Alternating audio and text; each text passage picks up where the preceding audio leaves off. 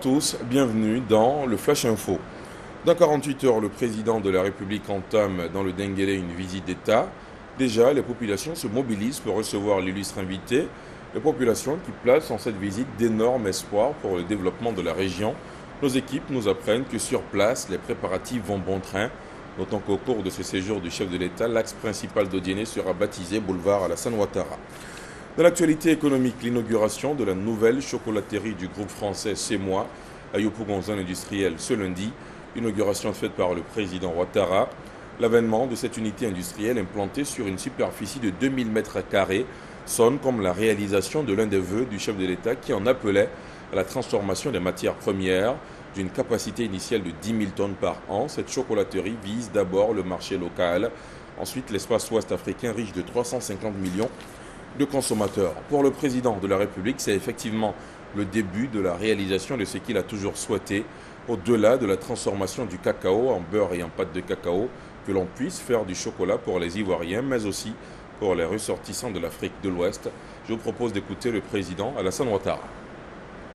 Je suis très fier et très heureux. Je voudrais féliciter le président Poirier, le groupe CEMOA, parce que c'est le début de ce que nous avons souhaité, que nous puissions, au-delà de la transformation en beurre et en pâte de cacao, de faire du chocolat pour les Ivoiriens, pour les Africains, surtout les Africains de l'Afrique de l'Ouest.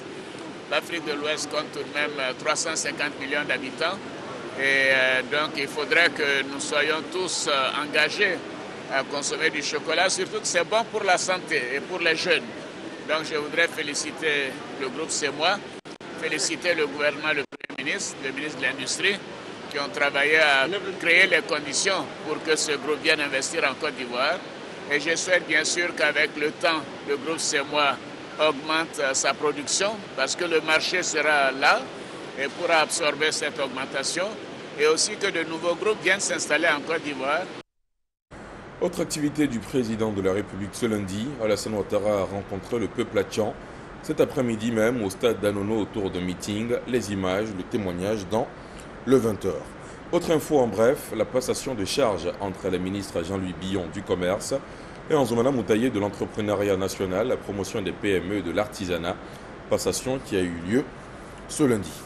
À l'étranger, 4 jours après la tentative avortée de coup d'État à Bujumbura, le président burundais Pierre Nkurunziza a procédé à un remaniement gouvernemental. Ce lundi, 3 ministres, dont ceux de la Défense et des Affaires étrangères, ont été limogés. Les raids ont repris au Yémen. La coalition arabe conduite par l'Arabie saoudite a fait porter aujourd'hui la responsabilité de la reprise des bombardements sur les rebelles chiites houthis, accusés d'avoir profité de la trêve pour se renforcer. La fin du cessez-le-feu de 5 jours risque de compliquer encore la distribution de l'aide humanitaire qui a commencé à arriver ces derniers jours dans le pays où la population manque de tout. Un glissement de terrain ce matin à Salgar, dans le nord-ouest de la Colombie, a fait au moins 33 morts et de nombreux disparus. Drame enregistré après de fortes pluies tombées dans la région. Les pluies torrentielles ont fait déborder la rivière dans la vallée de l'Iboriana. Un lieu difficile d'accès est désormais recouvert de boue et de décombres. À suivre ce soir dans la grande édition également un dossier sur l'opération Bonheur. Elle est considérée comme la dernière chance pour les 14 000 ex-combattants non encore démobilisés. Un sujet grand format à ne pas manquer tout à l'heure. C'est la fin de ce Flash Info. Merci de l'avoir suivi. L'info revient à 20h.